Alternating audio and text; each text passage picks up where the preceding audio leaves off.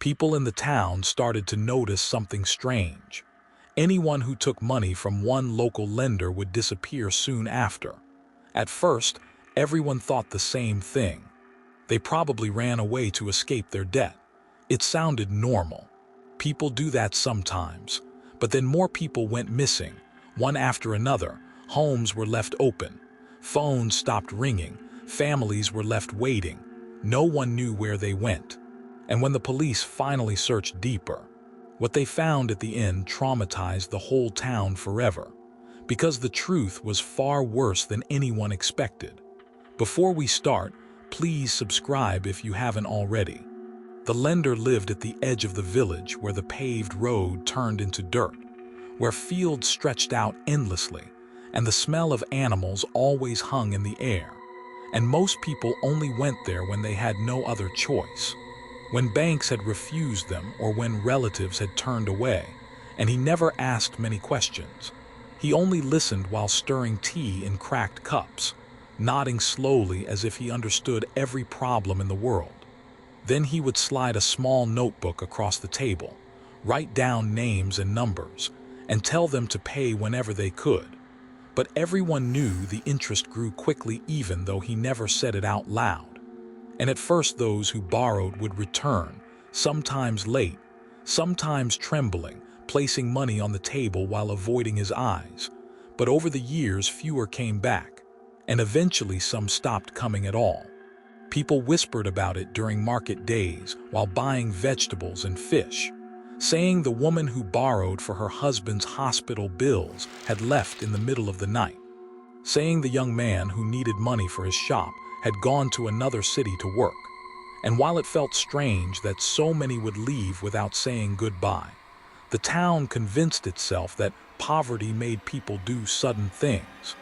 And the lender never spoke about them, only calmly flipping through his notebook when someone asked, saying they were no longer his concern.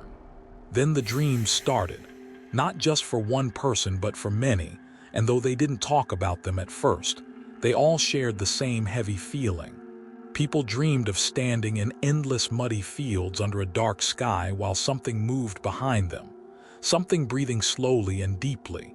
And when they turned, they always saw pigs, dozens of them, staring silently with wet eyes, their mouths chewing slowly as if eating something thick and warm, and most woke up with the smell of iron in their nose, like blood, though nothing was there. One woman who lived near the lender's land began hearing noises late at night, around 11:30, sounds like dragging sacks across dirt, mixed with low animal squeals, and sometimes a soft humming voice that sounded like the lender himself, calm and almost gentle. And she told her husband that it felt like something was being hidden every night, but he told her farms were noisy places, that pigs made terrible sounds, and that old men often talked to animals to keep themselves company. As months passed, more borrowers vanished. A father of 3 who borrowed to fix his roof, an elderly couple who needed money for medicine, a teenager who wanted to leave town and start fresh, and every disappearance followed the same pattern. Belongings left behind, doors unlocked, and no messages to anyone. And the lender continued his routine like nothing had changed, feeding his pigs every morning, sweeping his porch every afternoon, smiling politely when villagers passed by, his clothes always strangely clean for a man who worked around animals. One night, a young boy taking a shortcut home across the field saw something he couldn't explain. He saw the lender standing by the pig pens with a lantern, and beside him on the ground was a shape wrapped in cloth, long and stiff. And the pigs were gathered close, squealing softly as if excited. And when the boy stepped on a dry branch and it snapped loudly, the lender's head turned slowly toward the sound, his eyes catching the lantern light in a way that made them look empty and shining.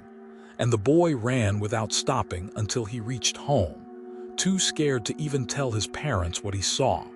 Soon after, the smell began spreading across the nearby houses, a thick, rotten odor that didn't smell like normal farm waste, something sweeter and heavier. and people complained to the local council, who sent workers to inspect the area.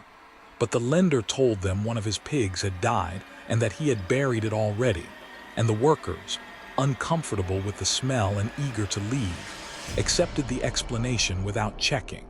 But fear was growing quietly in the town, especially among families of those who disappeared, who started visiting the police station, begging for searches, crying that something was wrong. And though officers first treated it as missing persons who likely ran away, the number became impossible to ignore, and a proper investigation was finally opened. The police began questioning neighbors, learning about the loans, the notebook, the interest that quietly trapped people deeper and deeper, and how every person who vanished owed money to the same man. And when they visited the lender's house, he welcomed them warmly, offered tea, laughed softly, and said he was just helping people in need. And when asked about the missing borrowers, he shrugged calmly and said poor people often disappeared when life got hard. The officers walked around the farm, noticing how large and healthy the pigs were, far bigger than most farms in the area, their skin shiny, their eyes alert. And one officer felt something deeply wrong watching the animals rush eagerly toward the feed troughs as if starving, even though they were clearly well fed. And the smell hit him again, stronger near the pens, seeping from the ground itself. That afternoon, they returned with a warrant. They began digging near the pig enclosures, and within minutes their shovels hit something soft, not soil, not stone, but cloth. And when they pulled it up, they uncovered human clothing stained dark and stiff, and beneath it bones, broken and chewed, mixed with animal feed and mud. And as they kept digging, they found more arms, ribs, skull fragments, dozens of them, buried shallowly or thrown into pits where pigs could reach them. And some remains were so damaged, it was clear animals had eaten much of them. Inside a locked shed behind the farm, they found blood-soaked tools, large knives, hooks hanging from beams, and a notebook far thicker than the one on the lender's table, filled with names, amounts owed, dates, and a final mark beside each name, a small symbol that appeared right before every disappearance. When the lender was arrested, he didn't scream or fight. He only smiled faintly and said people always pay their debts one way or another. During interrogation, the truth spilled slowly, calmly, like someone explaining a routine chore. He said that when borrowers fell too far behind, when the interest made repayment impossible, he would invite them over under the excuse of renegotiating, offering tea, talking gently until they relaxed. Then he would strike them from behind, quickly so they wouldn't suffer long. And he discovered years ago that pigs would eat almost anything, flesh, bone, clothing, leaving very little behind, and by mixing remains with feed and burying the rest shallowly, the animals cleaned the evidence better than fire or water ever could. He said the pigs grew faster, healthier, and sold for higher prices, and the money from selling them replaced the debts the borrowers owed. So in his mind, everything stayed balanced, a perfect system where nothing was wasted. And when asked if he felt guilt, he only said that hunger was hunger, whether in people or animals, and someone always had to feed it. The town was never the same after that. Families buried what little could be identified, some only small bone fragments in empty coffins, and many never got enough remains to bury at all, and the fields near the farm were closed off. But even after the pigs were taken away and the land was cleared, the smell never fully left, especially after rain. People continued dreaming of muddy fields and chewing mouths, hearing dragging sounds in the distance late at night, even though the farm was abandoned. And sometimes children claimed they saw pigs standing where the pens used to be, staring silently before fading into darkness. Years later, when the land was finally sold and new houses were built, the owners reported pipes clogging with thick, dark material.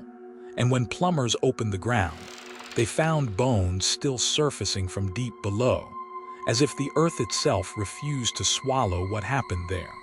And the most unsettling detail came from the prison where the lender spent his final years, where guards said every night around midnight he would sit up in bed, smiling to himself, whispering softly, making chewing sounds with his mouth, as if listening to animals eating just beyond the walls. And when asked what he was doing, he always answered the same way, calm and certain, saying debts were being paid, and hunger was never allowed to go unfed.